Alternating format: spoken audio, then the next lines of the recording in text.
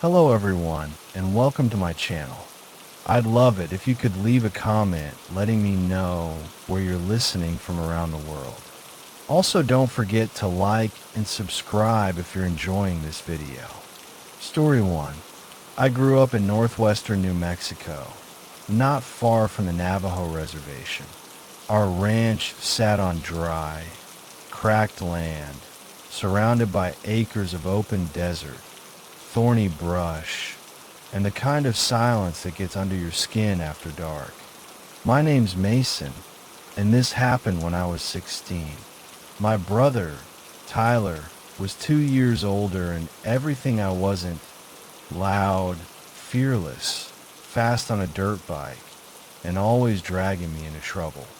We weren't just brothers, we were best friends.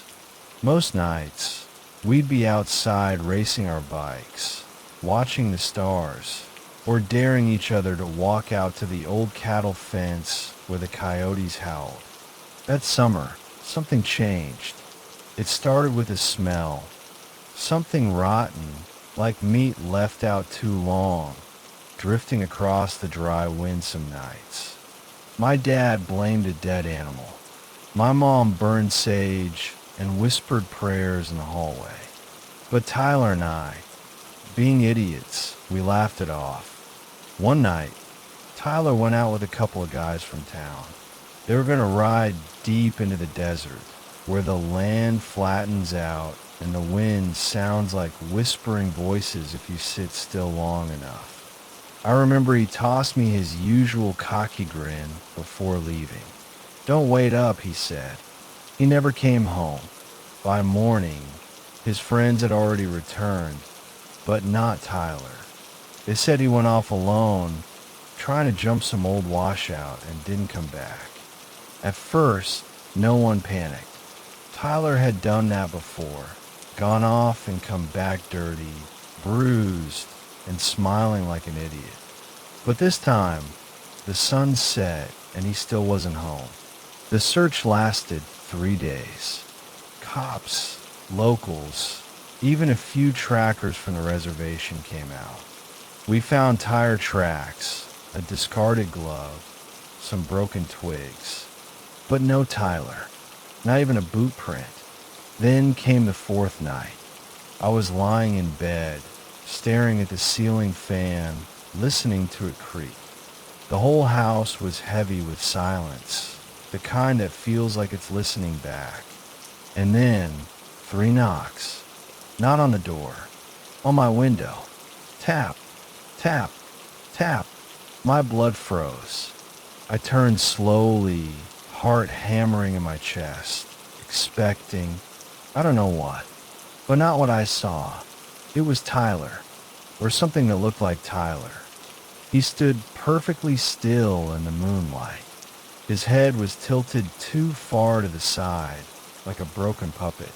His clothes were filthy, torn at the sleeves, caked in dirt.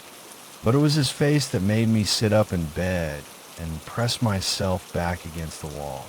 His skin looked too tight, like it had been stretched over his bones by someone who didn't know how human skin should fit. His eyes weren't Tyler's. They were yellow, not hazel, not brown. Yellow, glowing faintly like an animal caught in a flashlight. He smiled at me, wide, way too wide, and then he tapped the glass again. Tap, tap, tap. No words, no sound, just that hollow smile and tapping. I screamed.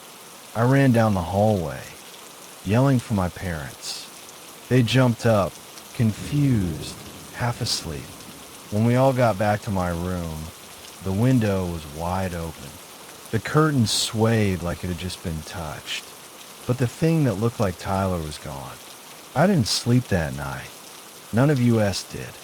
The next morning, a deputy found Tyler's dirt bike in a ravine about 7 miles from the ranch.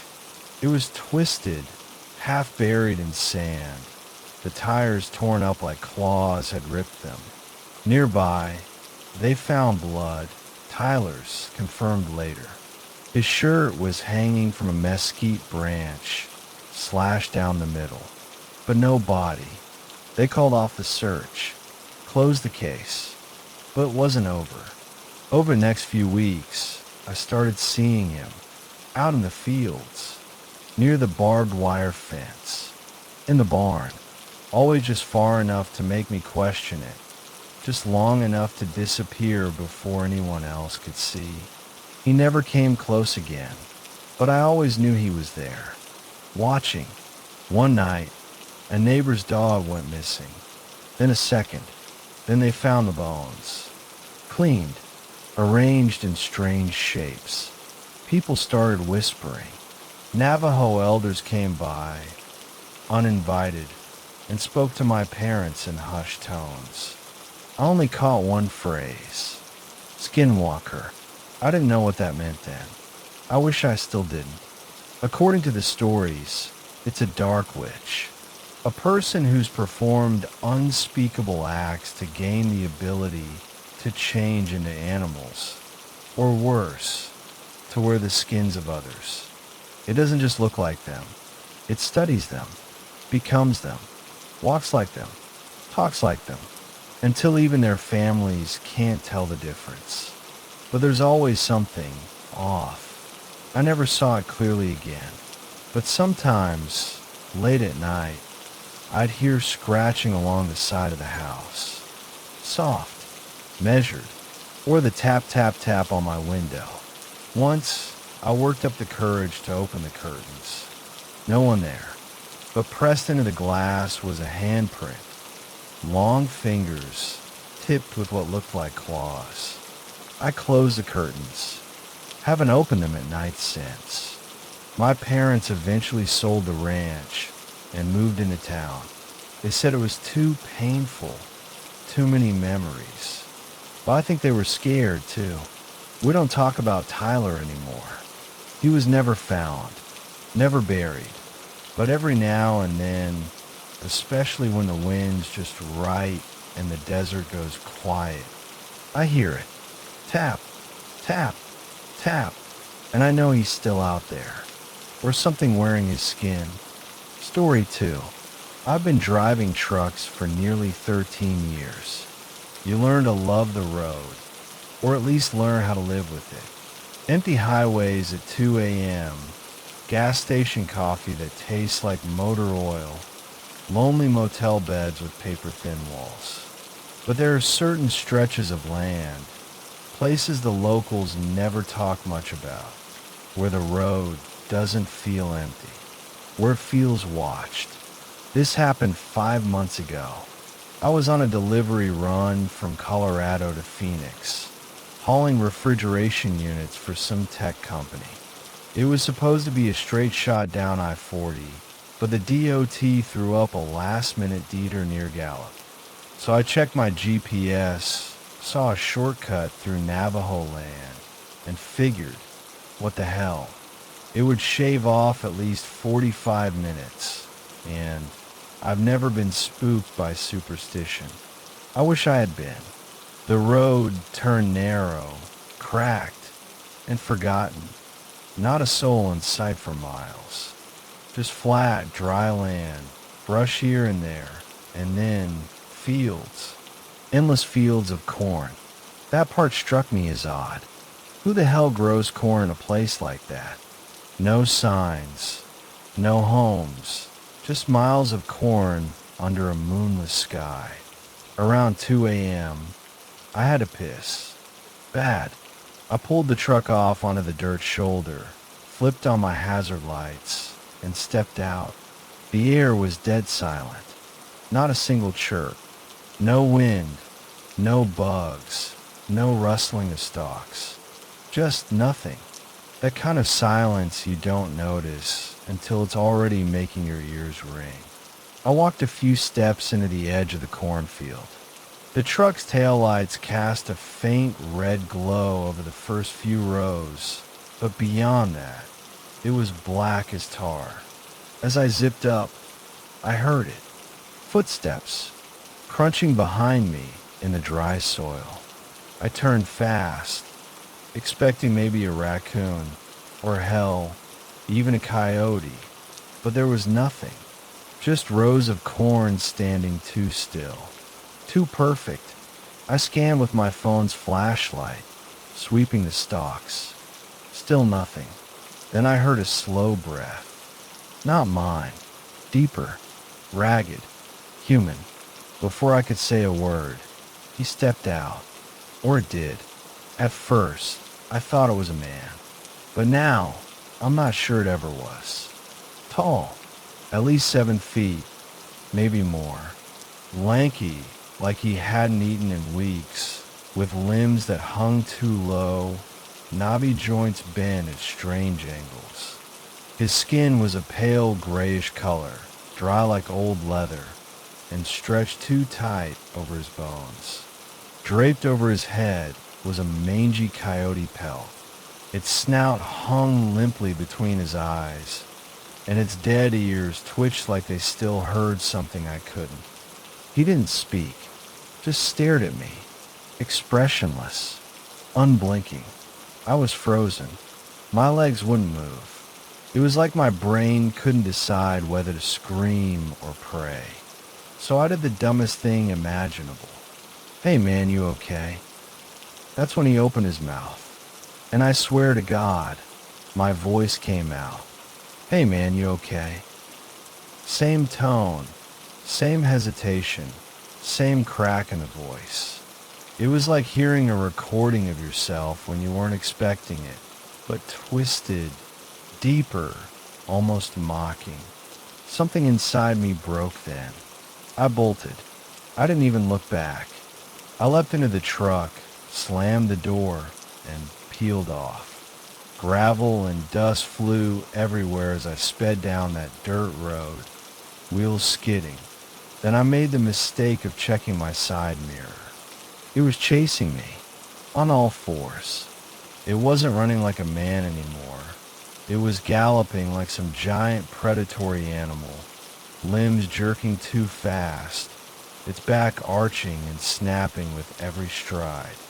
The pelt on its head flapped in the wind, and I caught a glimpse of its face beneath. It looked like me, not entirely.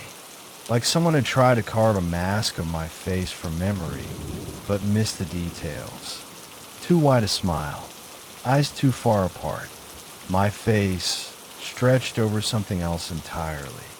The truck hit a cattle guard, one of those grated metal barriers laid into the road to keep livestock from crossing. The creature stopped instantly. Just stopped, dead still. One leg in the air like it had frozen mid-stride, and then it stood upright again, slowly, almost gracefully. It just watched me drive away. Even as I disappeared down the road, it stayed there, motionless. I didn't breathe until I was 15 miles out. Not until the cornfields gave way to empty scrubland. Not until the stars reappeared in the sky and the normal night sounds came back. I made it to Phoenix by morning. Didn't stop once. I told my dispatcher I'd never take that route again. Didn't explain why. Didn't need to. He just nodded. Said, "Yeah, I wouldn't either." I've driven through all kinds of places since. Mountains, deserts, backwoods, industrial towns. But I still think about that cornfield. And I always keep my windows rolled up, even when it's 110 degrees and the A/C's busted, because I know what I saw, and I know it's still out there, waiting behind those stalks, wearing someone's skin, maybe even mine. Story 3. 3 years ago, my friends and I went camping just outside Flagstaff, Arizona, deep into the pines where the trees crowd the sky and the silence sits like dust on your skin. We were 4 in total. Me, Jake, Marcus, and Brian. We were all in our 20s, mostly just bored with our routines and desperate for a break that didn't involve screens, deadlines, or city noise. The trip was Brian's idea. He'd found an old, overgrown trail that led to an abandoned ranger station near a clearing. No cell reception, no marked paths, no signs of civilization for miles. Perfect. Before we reached the site, we stopped at a rundown gas station on the edge of town. The kind of place with flickering lights and shelves covered in decades-old dust. The old man behind the counter, skin like tanned leather and eyes milky from cataracts, said something strange when he saw our supplies. "Don't build a fire," he muttered while bagging our snacks. Jake laughed. "What are we supposed to do? Sit in the dark and hold hands?" The old man didn't laugh. He leaned in close enough that I smelled the stale tobacco on his breath. "Things are drawn to the flame," he said. "Old things." We laughed it off. Of course we did. That's what you do when locals say spooky things near forests. It's part of the experience. We reached the clearing just before dusk. It was beautiful in a kind of eerie, forgotten way. The trees were massive and gnarled, leaning in like they were trying to listen. The ranger station was little more than a pile of rotting wood, overtaken by vines and moss. We set up camp on the opposite side of the clearing, far enough that it felt like our own world. As the sun dipped low and the shadows stretched long, Jake broke out the firewood. "Old man's full of crap," he said, striking a match. "What's camping without a fire?" The flame caught quickly, sending sparks into the dark. We sat around it, passing drinks, roasting marshmallows, and joking about skinwalkers and ghost stories. The heat, the glow, the laughter, it felt safe. Like the fire itself was a shield keeping the forest at bay. Until it wasn't. It was a little past midnight. The fire was starting to die down, the conversation growing quieter. That's when we noticed him. A man, standing just outside the fire's glow. We hadn't heard footsteps. No crunch of leaves. No snap of twigs. He was just there, as if he'd been standing in the dark the whole time, waiting for us to notice him. He stepped forward into the light. He looked human, but not in the way a person should. His face was too perfect, symmetrical like a wax sculpture. His skin looked stretched, like something pulled too tight over a frame. No pores, no stubble, no eyebrows. And his eyes, they didn't blink. Not once. His smile was fixed, thin, unmoving, like it had been painted on. "Mind if I join you?" he asked. His voice was calm, polite, but empty, like someone who had learned human speech from a manual. Jake, always a joker, chuckled and tossed him a beer. "Sure, man. Grab a seat." The stranger didn't sit. He didn't open the beer. He just stood at the edge of the circle, his eyes moving slowly from one of us to the next. He looked at Marcus, then Brian, then Jake, then me, not scanning, staring, holding eye contact like he was burning something into memory. The fire popped. A coal jumped onto Jake's boot, and he yelped, laughing it off. When we looked back up, the man was gone. No footsteps, no sound, nothing. We all looked at each other, nervous laughter trying to mask something none of us wanted to admit. We were scared. "Guy was weird," Brian muttered. Jake shrugged. "Locals are always weird."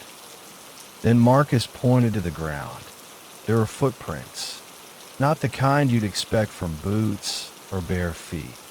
Hooves, deep, clefted impressions in the dirt, like something heavy had stood there. Maybe he was wearing goat hooves as a prank, Marcus suggested, but his voice shook. We tried to laugh again, forced it, but something in the air had shifted. The forest, once still and quiet, felt like it was listening.